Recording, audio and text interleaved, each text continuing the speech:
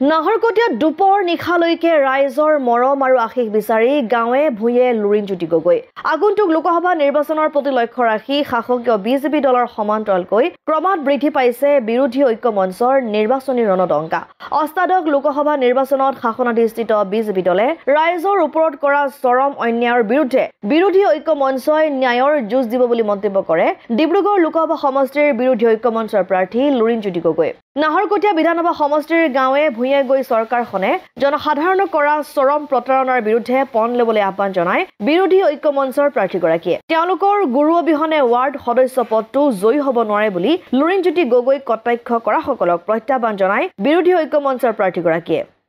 সভাসমূহত ৰাইজৰ যিটো উপস্থিতি এইটোৱে প্ৰমাণ কৰিছে যে এইবাৰ এই নিৰ্বাচনত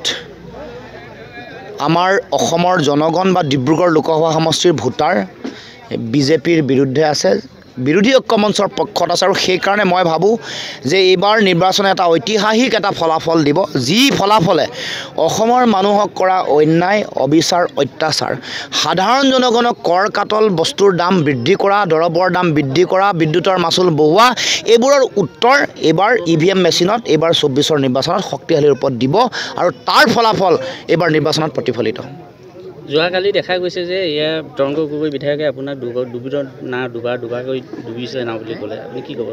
চাওক মই বেলেগৰ কথা একো নকওঁ যিসকল মানুহে এইবোৰ কথা কৈছে তেওঁলোকৰ গুৰু যেতিয়া লগৰ পৰা আঁতৰি যাব এনেকুৱা গাঁও এখনৰ ৱাৰ্ড মেম্বাৰ খেলিও তেওঁলোকে জিকিব নোৱাৰে নাহৰকটীয়াৰ পৰা ক্ষীৰোদ কোঁৱৰৰ ৰিপৰ্ট অসম আদিত্য